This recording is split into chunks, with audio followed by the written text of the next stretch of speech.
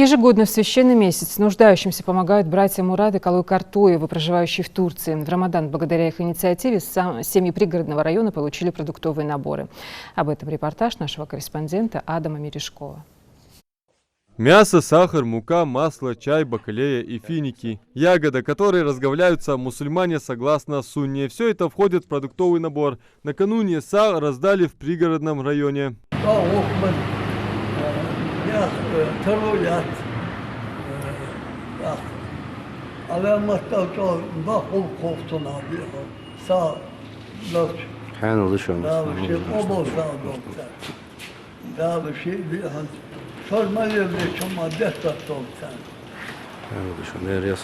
Assalamu alaikum. Salam varsın Murat.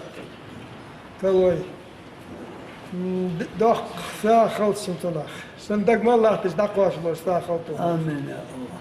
Удовлетворение нужд малообеспеченных является щитом от адского наказания. По этому поводу посланник Аллаха, да благословит его Аллах и приветствует, сказал: защитите себя от огня ада, даже если это будет половинка финика. Красивый пример подражания этому, раздавая сага нуждающимся, показывают проживающие в Турции Мурат Картоев и серебряный призер Олимпийских игр, борец вольного стиля Калой Картоев. Раздают садака от лица наших земляков и их родственники. Sohka da etnir kuz yurt karda uşak obusa değil. Serhins dal muğla. Dal muğla. Благотворительную акцию по раздаче сала наши земляки Мурат и Калой Картоевы проводят 4-й год подряд. Акция продолжается с первого дня благословенного месяца и продолжится до конца Рамадана.